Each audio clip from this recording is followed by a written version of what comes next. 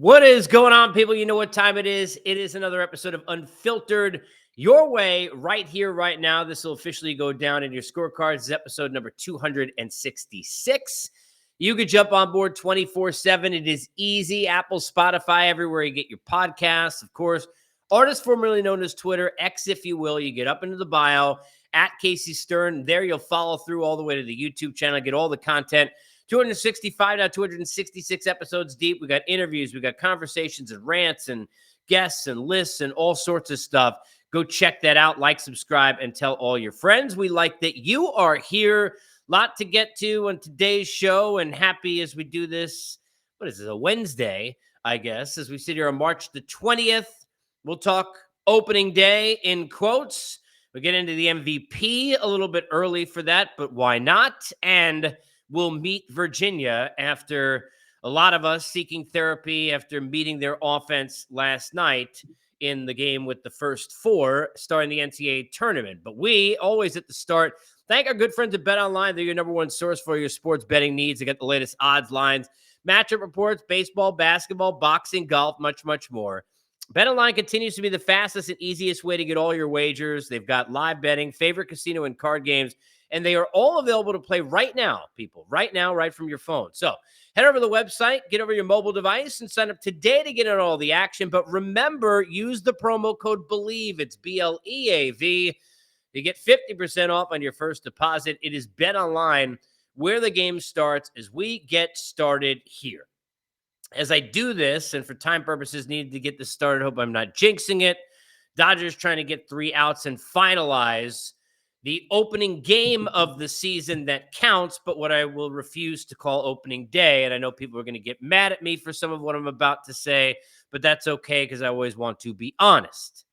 Obviously, if you want to about the game purposes, Dodgers going to get a win. Ohtani gets his first knock and a run driven in. This all changed in an 8th inning that saw 4 runs for the Dodgers because of a double play that was failed to end the inning. A grounder in the hole. Cronenworth goes to grab it, goes through the webbing of his glove, can't turn it, probably would have ended the inning. Instead, opens up the doors. You get 3 different relievers for the Padres who give up earned runs, and away she goes. Glasnow, good start. Worked around some base runners. It was not perfect. Walked 4, but he was able to manage getting out of 5 innings, only allowing 2 runs, and the Dodgers looked like they're going to close out their first win. Okay, so there you go for that. Here's the other news.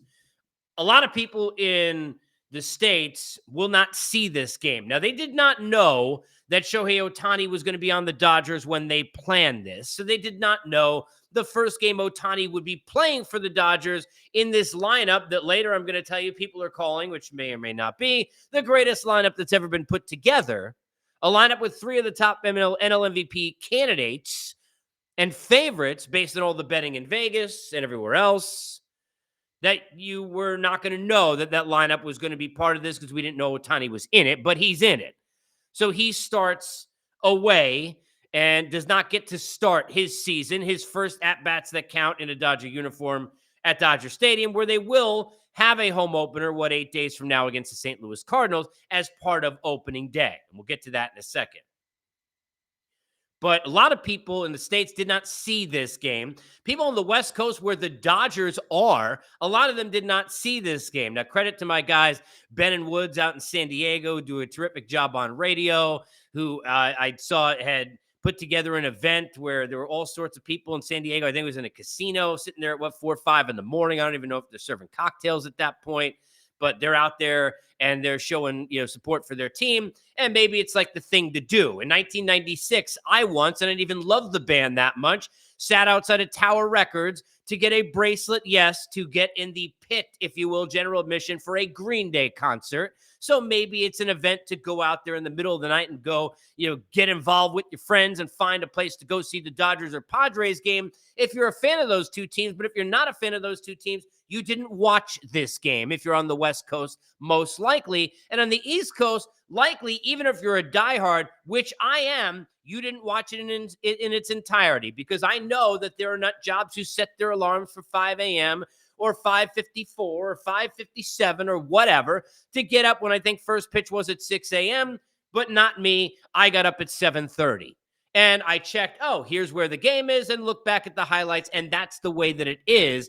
And, there is an unlikelihood, if that's a word, don't think it is, but if it was, that I would miss any part of any opening day in the 15 games that are going to take place coming 8 days from now. But I wasn't getting up at 6 o'clock in the morning to do it. I don't care enough to do that. Now, this does not mean that I don't understand this process, because I do. It's great. I'm not shallow-minded in terms of not understanding how great it is for the game. The scenes in watching this were amazing, with the singing and the dancing and how into it the people were, and what an event it was, and how honored and how grateful is the word I would use, how grateful they were to have the game, and all of that is there. But I ask you this, do you think they would have acted or felt any different if the game didn't count? Do you think if this is a week ago and this game didn't count, and then everybody came back stateside and got ready for opening day, and that was opening day for the Dodgers and the Padres, do you think that they would have felt any different? And I know this isn't the first time that this happened. It's years and years and years. We're opening the season overseas, but I'm just saying what most people are not going to say to you, and that is, they're probably going to be, I would be if I'm them, just as excited to see these players. They don't care if these ABs count in their fantasy league or in real baseball or not.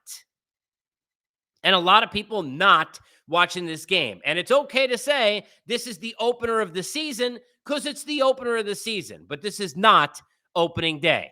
And look, MLB has fumbled opening day for years, and they finally fixed this, where if you go back a few years ago, I used to go nuts, where they went from opening day, which was such an event and a holiday when I was a kid, and really when a teenager and growing up, and then all of a sudden, bang, bang, we got 3 opening days, and this team's starting here, and that team got to be in prime time, so they're going to start day 2, and they got teams aren't playing until there've been 2 other days of baseball, and all of that garbage. And we got rid of that, because now we got 15 games and 30 teams, and they're all playing on opening day on the 28th, and that is what you want. Inject that into my veins, but that is opening day. This is not. This is opening day, in quotes. Your thoughts, Apple, Spotify, everywhere you get your podcast. Jump on board, artist formerly known as Twitter, X, if you will. And of course, on the YouTube channel, want to hear your comments as well. I say this, though, about this Dodger team in short. I don't want to get too deep into this. We're talking about MVPs, but I saw this article come out the other day, and it had what I think we all knew, that you're going to get 3 of the top, and it ends up being the 3 of the top 4, with Ronald Acuna Jr. being the exception. He's the favorite at plus 500 for NL MVP right now in the sports books. Betts plus 650. Then you got Ohtani plus 800 and Freddie Freeman plus 900. Eric Biggio in this ESPN article, who's been doing baseball odds in Vegas for Caesars Sportsbook for 20 years, says the best lineup he's seen in his lifetime, no doubt. Now, let's start and go backwards with the lifetime. I don't know that that's the case. And this is nothing at all against the lineup that the Dodgers put out there, for example, in this first game. And I like Will Smith, and we know what Max Muncy can do. And, oh, my gosh, Teoscar Hernandez, and we know about the power he's got. He's in the 6th spot. And Outman, Hayward, and Gavin Lux, okay. There have been American League lineups that have been, I think, deeper in terms of depth, to be honest, than we've seen than this Dodger lineup. If you go back over the years, I don't know, and I will say this, that whether it's been in the heart of an order, which used to be 3, 4, 5, and now maybe in this spot is 1, 2, 3, that we've ever seen a Betts Ohtani Freeman or an Ohtani Betts Freeman or whatever combo you want to use, right? That has been better than this. For years when I'm covering this sport, we're talking about duos. We're talking about Ryan Braun and Prince Fielder. We're talking about Manny and Big Papi. We're going down the list of all these, right? I'm not going to say Canseco McGuire, but we're talking about all these different duos, these 3, 4, back-to-back hitters in a lineup that you can't get out, lefty, righty, normally, if it's going to be at its strength, right? Top of the top. But I go back to the 1998 Yankees, the best team I've ever watched. And if you go back to that lineup, which I'm not going to recite the whole lineup to you, but you get Knobloch, and you get Jeter, and you get Paul O'Neill, and you get Bernie Williams, and on down the line. And that team would just beat the hell out of you, never seem to get outs, always seem up 2-0 in the first inning. I mean, it was literally like clockwork. Knobloch single, hit and run. There's first and third, and then a sac fly from Paul O'Neill, and it's 1-0 before you sit in your seat, right? It's a different kind of offense than a Mookie Betts and Freddie Freeman and Shohei Ohtani. I mean, look, in Ohtani and Betts, we're talking about, and people don't want to say this, two of the greatest talents we've ever seen. Nobody wants to say that when you live in the now because they're like, oh, no, well, we have to wait till their careers are over till it's too late. And a lot of times I preach that patience and I enjoy that patience and I respect that patience, but not when you're talking about a Betts who's got all the gold gloves, then moves into the infield to second, and now going to play shortstop. And oh, by the way, bowls 300s. And what else? I mean, what can't the guy do? He could do anything. And then when you're looking at the situation of what you've got with Ohtani, who from a talent standpoint can do what no one, zero, zero, nada, nil, zilch, nobody has ever been able to do in this sport. So I get it. Best lineup ever? Not sure. Deserving 3 of the top 4 MVP candidates? Yes. We deserve a refund of time and patience and everything that we watch from Virginia and Tony Bennett. Only Tony Bennett. I mean, how in the world this team got into the tournament? Look, I'm a St. John's guy myself. I didn't go there, but I grew up watching them. Grandfather went there, was all around my family. Been Mark Jackson and Walter Berry and Chris Mullen. I mean, that's my early college basketball viewing days. And I love Rick Pitino. Yeah, look, I'm not getting on, and want to get into a conversation about you should have gone to the NIT and stop complaining and stop whining, and you could have won more games, and you did have a swoon in the season, and all of that is accurate.